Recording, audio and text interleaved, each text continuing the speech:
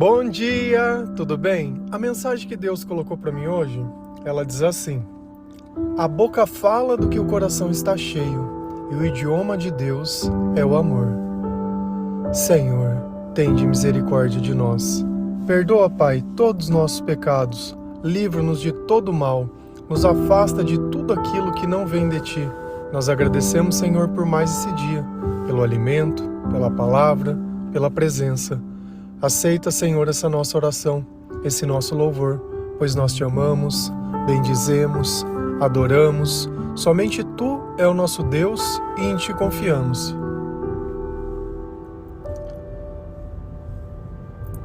Existem pessoas que nós conversamos e ficamos horas. Tudo que ela diz é interessante, os pensamentos eles são semelhantes. Mas tem pessoas que nós não suportamos 10 minutos de conversa. Talvez porque os valores e os costumes eles sejam diferentes. Existem pessoas que só conseguem ver a matéria, o preço, o valor, aonde estava, quem usou, tentando dar um poder diferente para as coisas. E outras pessoas que valorizam a cumplicidade, o olhar, o sorriso, o abraço, o sentar na beira de uma calçada que seja, passar por aquelas dificuldades, os perrengues, e no final tudo se torna uma história engraçada. Você não olha a outra pessoa como se ela estivesse competindo com você, quem tem mais, quem tem menos. Isso pra gente pouco importa, porque nós sabemos que dessa vida nada nós vamos levar, a não ser o amor que nós recebemos das pessoas. Mas uma coisa fica bem evidente: a cada palavra que uma pessoa diz, ela revela o que tem dentro do coração dela. Como são as tuas palavras? São cheias de esperança ou cheias de reclamação?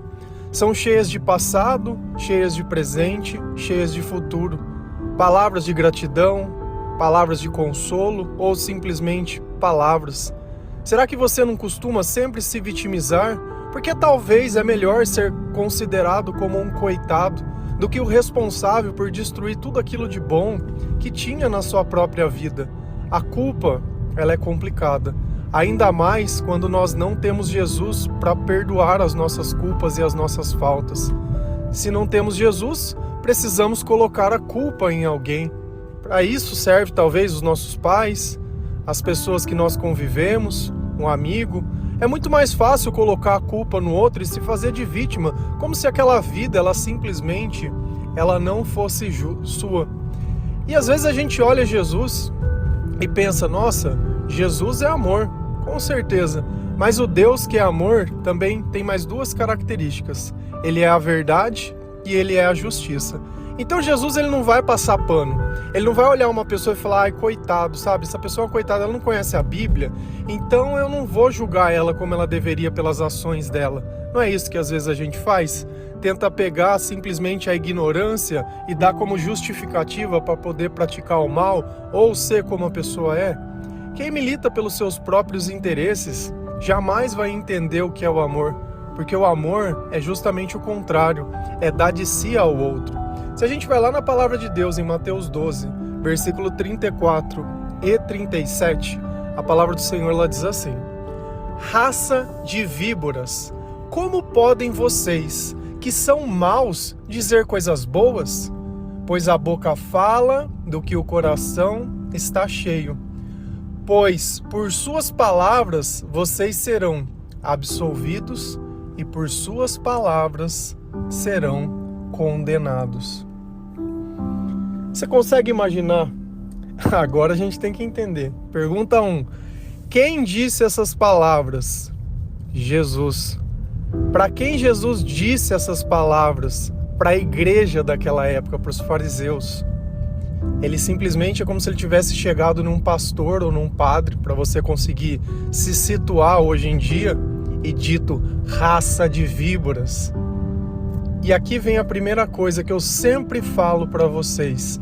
É impossível nós falarmos ou fazermos o bem se Deus não estiver conosco. Por isso eu sempre falo sobre a oração e o Espírito Santo e Deus estar conosco para que nós consigamos fazer e praticar o bem. Como podem vocês, é a pergunta, que são maus, dizer coisas boas? Como pode? Como pode? Então você está ali conversando com uma pessoa e tudo que ela diz, você sente mal. Olha, palavras têm poder. Se eu oro para uma pessoa, ela sente bem. Por quê? Porque é o Senhor que está em mim e através das minhas palavras ele se comunica com aquela outra pessoa e o Espírito Santo nos inunda. Isso é um mal falando, você sente mal. Olha o poder dos nossos sentimentos. Os sentimentos são como se fosse o ouvido da nossa alma. Então, dá para você conhecer muito sobre uma pessoa. Talvez você esteja conhecendo uma pessoa nova, tá lá encantada pelo corpo dela, pelo jeito que ela penteia o cabelo, porque ela se cuida, porque ele é educado, ele abre a porta do carro, ele vira a cadeira, ele planta a bananeira. Nossa, que homem maravilhoso! Beleza. 20, 30 minutos de conversa. Ouviu alguma coisa sobre Jesus? Não, eu gosto de falar sobre viagem, sabe? Sobre carro, sobre sei lá o quê. Não falou nada de Jesus? Nada. De repente ele vai se vender como uma pessoa boa, que ele ajuda, sabe? Nossa, ele ajuda, ele doa um tempo para essas instituições, porque ele faz caridade, ele faz... Tá, mas o que isso quer dizer? Não quer dizer nada. Porque até mesmo uma pessoa que não acredita em Deus consegue fazer essas coisas. Esse é o ponto. Se um ateu consegue fazer, eu não tenho como justificar que isso é bom ou é ruim. E aí? Um ateu não conseguiria servir uma sopa, dar um prato de comida ou fazer qualquer tipo de coisa? Mas a intenção é diferente. Aí eu já não sei. Tem gente que faz as coisas por vaidade, tem gente que faz as coisas para se parecer melhor, tem gente que faz as coisas e posta na internet. Olha como eu ajudo os pobres, como eu sou uma pessoa legal. Esquisito, né? No mínimo, um tanto estranho. E aí Jesus continua. Então, se pelas palavras, vocês que são maus não podem produzir nada de bom, o que tem dentro do coração de vocês? É exatamente isso que é revelado pelas nossas palavras. Exatamente isso. Isso não quer dizer que nós sejamos perfeitos, mas quer dizer que nós estamos nos capacitando. Pensa que você acabou de se matricular em um curso de inglês. Talvez seja o primeiro, segundo, terceiro, quarto, quinto, sei lá, sexto mês. Você ainda não tá bom, mas você já entende as coisas. Talvez tenha dificuldade por uma coisa ou outra, mas conforme o tempo vai passando e você continua, entre aspas, estudando, consumindo as coisas e treinando, aquilo vai fazendo parte da tua vida. E logo aquilo que no começo era extremamente difícil se torna natural. E assim a palavra de Deus se torna parte da nossa palavra. E é interessante que quando nós lemos a Bíblia e vamos tendo intimidade, tudo que a gente olha, ou tudo que a gente vê, a gente consegue achar os trechos da Bíblia, consegue achar quem disse aquilo. Tem diversos filmes que a gente assiste e tem muita coisa de Jesus no filme, mas não tem o nome de Jesus, mas tem as ideias dele. E aí a gente vem vendo que a Bíblia ela vem influenciando diversas pessoas e nós precisamos da capacidade de juntar isso. Muitas vezes o amor vem em pedaços e nós temos que começar a juntá-lo e a dividi-lo também, porque essa ideia de querer que me amem, que me façam, eu tenho que amar a Deus, eu tenho que amar a mim mesmo e eu tenho que amar o próximo. Foi o que Deus pediu para mim. Foi o que Deus exatamente pediu. E aí, de acordo com as nossas palavras, vai ficar muito evidente quem está dentro do nosso coração. E por as nossas palavras, nós também seremos absolvidos ou condenados.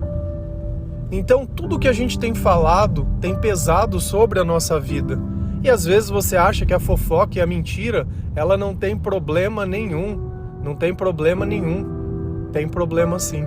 Olha o que Jesus deixou muito bem claro, pelas suas palavras, não é pela palavra do outro.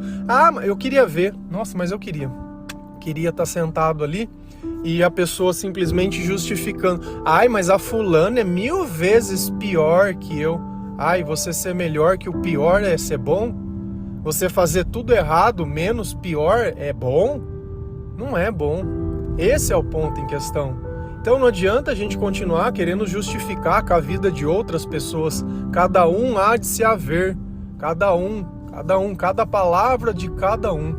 E olha Jesus chegando lá e dizendo raça de víboras. Então essa ideia de Deus de amor, que é o Deus que tudo entende, que é o Deus que vai olhar, que você não precisa se arrepender, que você pode levar essa vida do jeito que tá e nada tem problema. Cara, olha as tuas palavras, olha os teus pensamentos e olha os teus sentimentos. Tem alguma coisa boa nisso? Ah, quando eu tomo meu remedinho eu fico bem.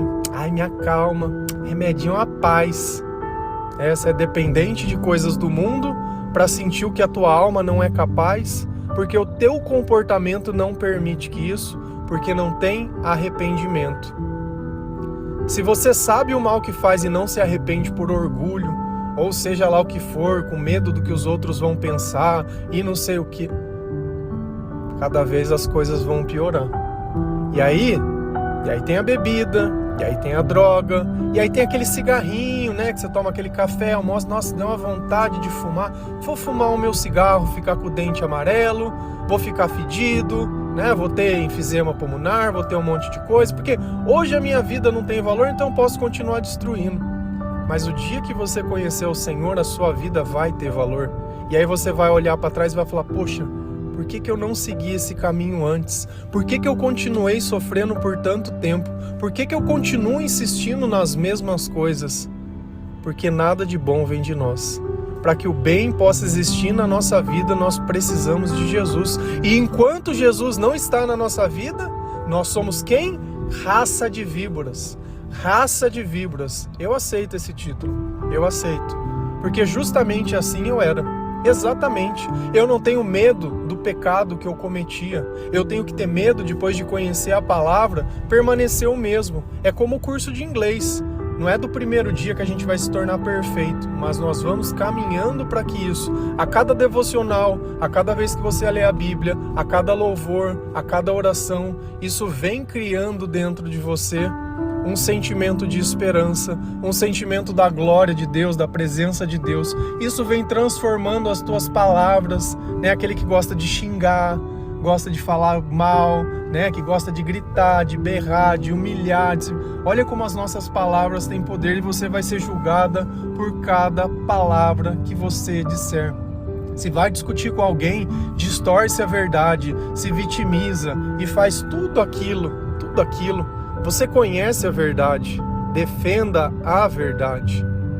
E às vezes esses traços na personalidade de Jesus, nós precisamos entender muito bem. Jesus, ele nunca saía do propósito dele. E qual era o propósito dele? Fazer a vontade de Deus. Jesus tinha pai? Tinha. Tinha mãe? Tinha.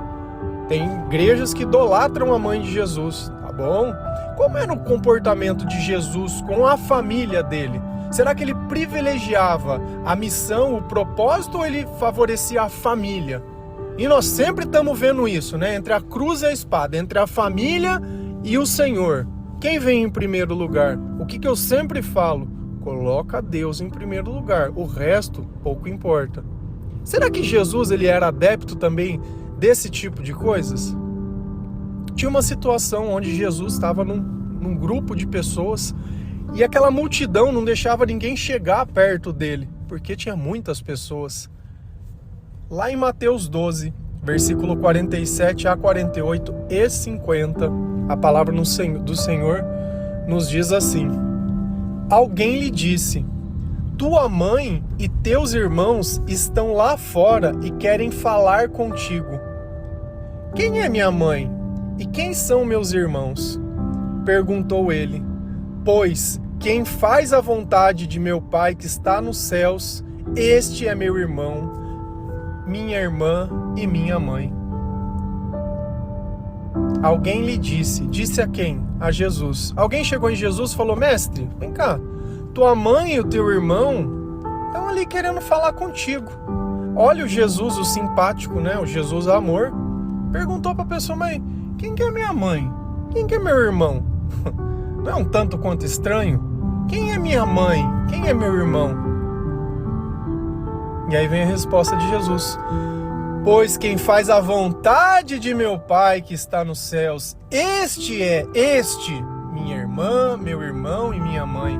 Então, se nós fazemos a vontade de Deus, nós nos tornamos da família de Jesus. não é o sangue, não é bater nas costas, falar, ô Jesus, eu tô aqui, não, eu quero falar, não, é fazendo a vontade de Deus que nós nos tornamos a família do Senhor.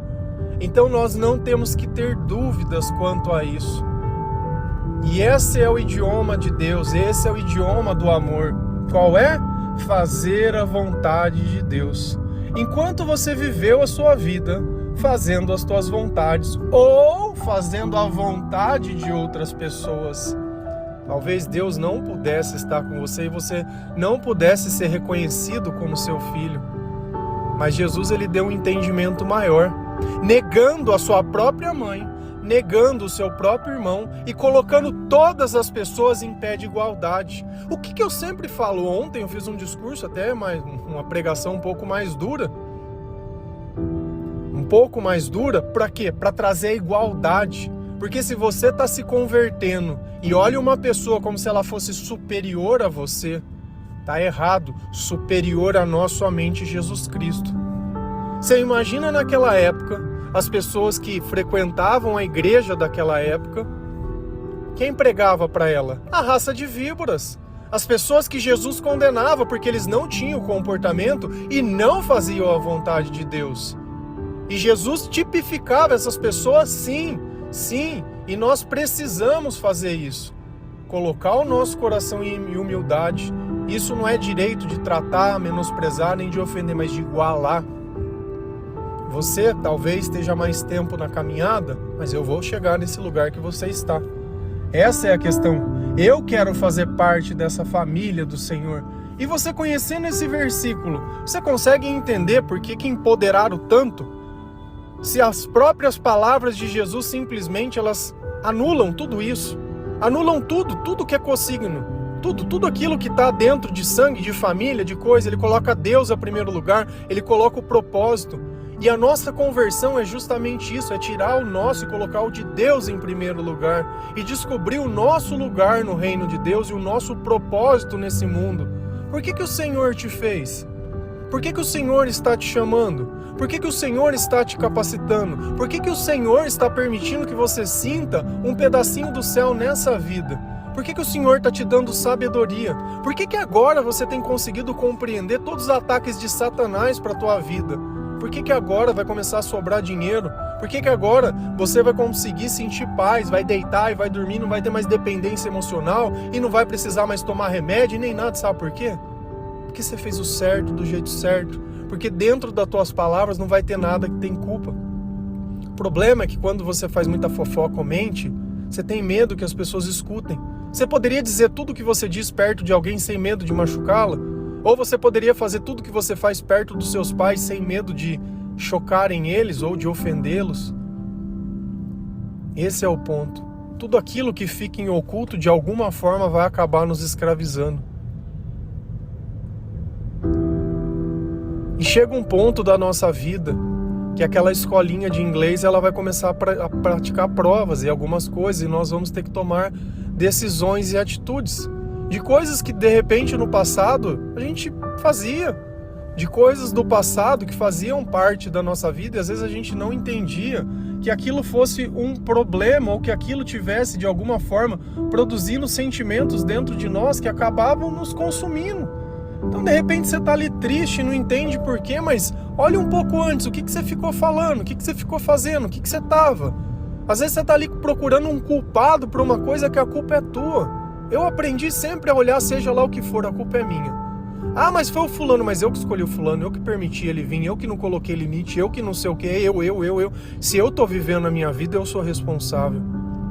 É a mesma coisa você pedir alguma coisa emprestada para alguém e falar, não, se estragar eu me responsabilizo. Independente de quem fizer, eu me responsabilizo. Porque eu sei que não importa o vale que eu ande, o Senhor, Ele é o meu pastor, que o Senhor, Ele vai me ajudar, que o Senhor, Ele vai me auxiliar, mas eu preciso seguir a vontade dEle para poder fazer parte da família dEle, para que através das minhas palavras futuras eu possa ser absolvido e não mais condenado como eu era, porque a condenação mesmo que ela é meio instantânea.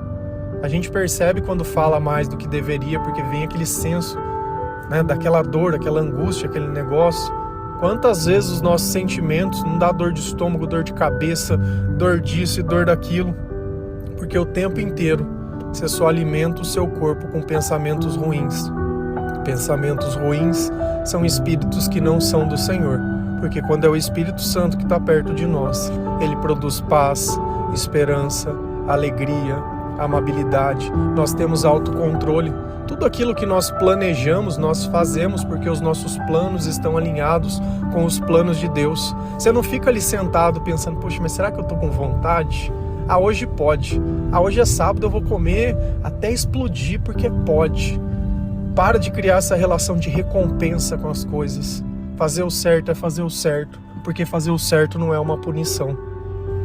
Talvez é isso que você não entendeu. Talvez você queira relaxar as coisas às vezes porque você acha que fazendo o certo você está sendo punido. É o contrário. A punição é fazer o errado.